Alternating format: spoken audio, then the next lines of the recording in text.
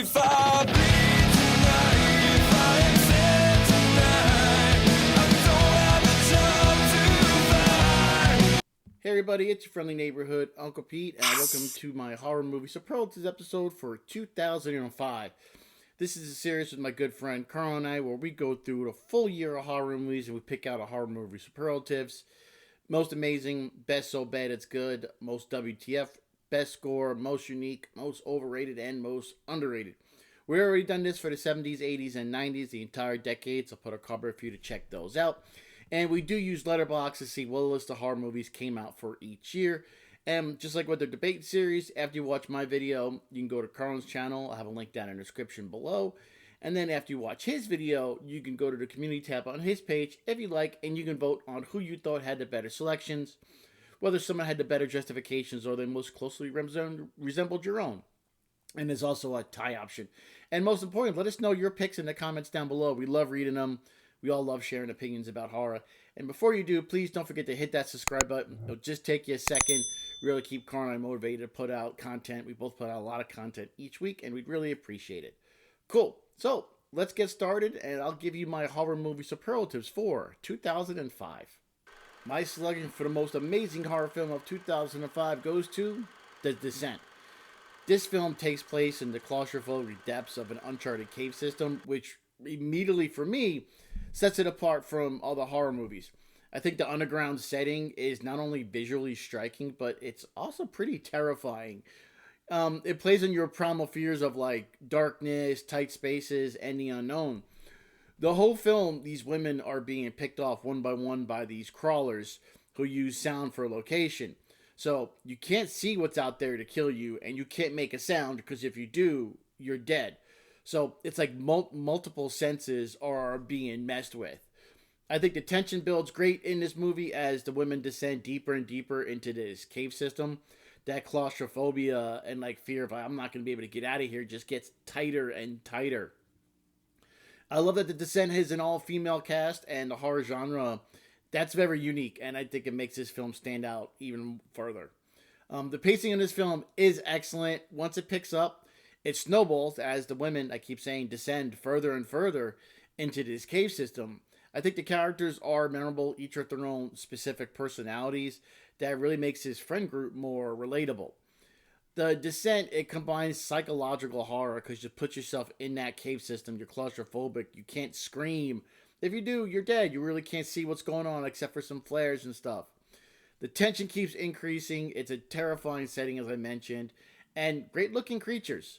The film has got a good mix of survival horror, and it bodes really well the emotional layers that makes it a standout film, and my most amazing horror pick for 2005.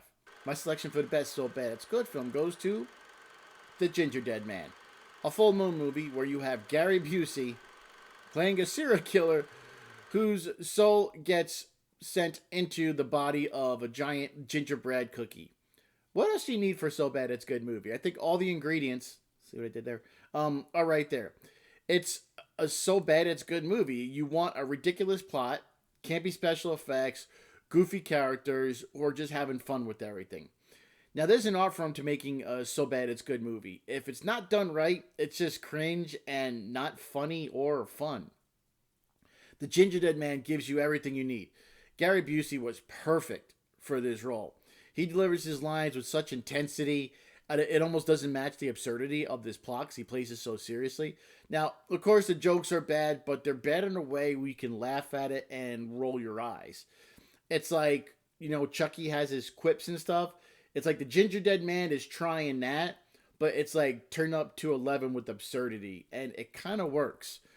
One example of the wackiness in this film is towards the end when one of the bakers of the cookie shop, he's the wannabe wrestler, and he calls himself the Butcher Baker. He had just recently bit the head off the Ginger Dead Man, and then he burps and says, "Got milk?" Got milk? It's just goofy and funny. And like I said with my so bad it's good picks, you just want to have fun. This is not a good movie, but it's a so bad it's good movie. And if you like these types, here you go. This film is even more fun to watch with some beers or some other vices you may enjoy. But yeah, so bad it's good for 2005 goes to The Ginger Dead Man. My selection for the most WTF goes to The Devil's Rejects. Not my first Rob Zombie film I've had in the most WTF category. I previously had this movie's predecessor, House of a Thousand Corpses, in most WTF. Rob Zombie knows how to deliver WTF with his unapologetic style. This movie kind of is like a road trip with the Firefly family, Captain Spaulding, Otis, and Baby. They're in the run after law enforcement attacked their homestead. This is the best of the trilogy, I will say that, but it is filled with WTF moments. And it's not your typical slasher because it has some raw, gritty, grindhouse moments to it. Gives you that feeling. The violence is more brutal and impenitent in this installment. But there are another thing that adds to WTF is there are moments of cringe and levity in between these violent murders. Like the Tootie F and Fruity part. They're kind of joking around and stuff. Otis is as evil as ever. I met Bill Moseley at a con a few years ago. He told me some of the motivations he used for this movie. It was just fantastic.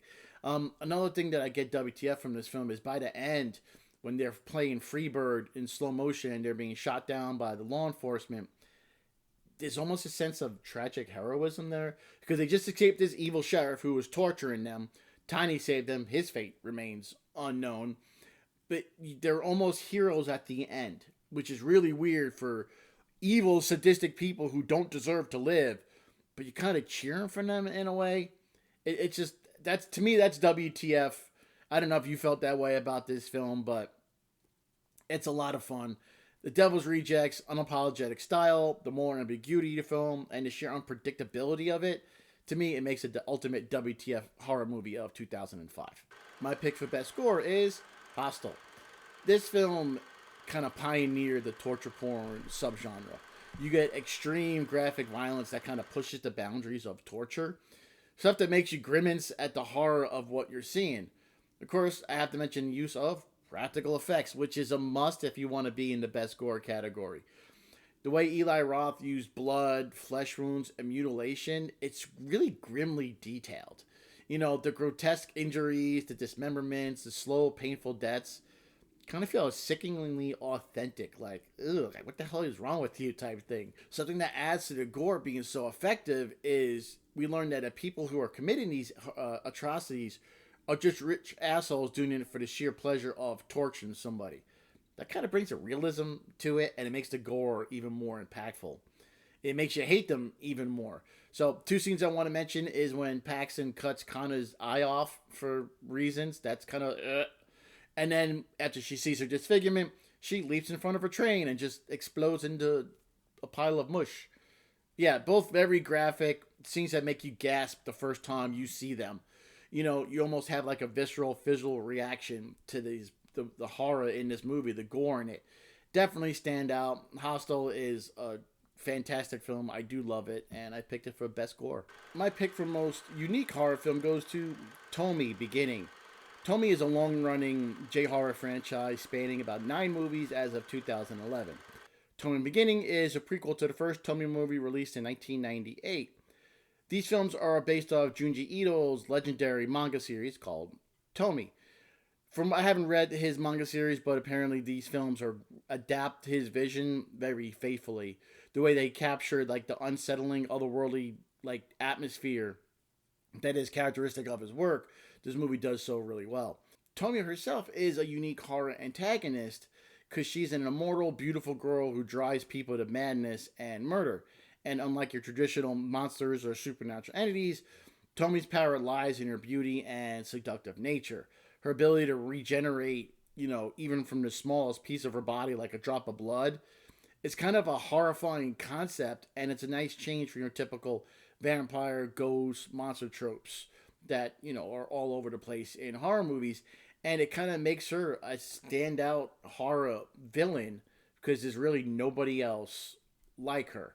And if you just watch any film in the Tommy series, you can see why I picked it for the most unique horror film of 2005. And my pick for the most overrated goes to Land of the Dead.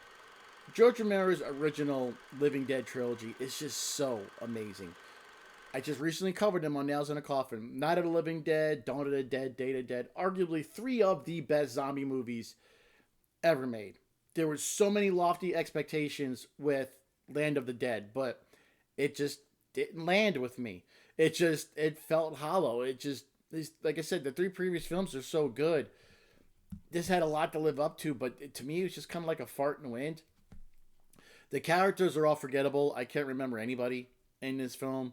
But in Night of the Living Dead, you had Ben and Barbara. In Dawn, you had Peter, Roger, Francine, Blades. In Day of the Dead, you had Sarah, Captain Rhodes, and Bub. And his original trilogy had practical effects. It was replaced here with CGI. Not a good thing. Really not a good thing. And now, the idea of zombies becoming intelligent is intriguing, but it felt really forced in this film.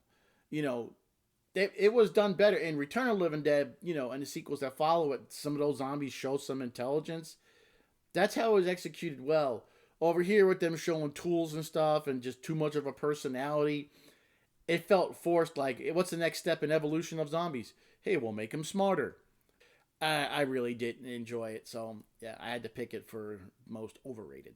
And wrapping things up with most underrated, a film I just recently watched to make this video, Tomorrow.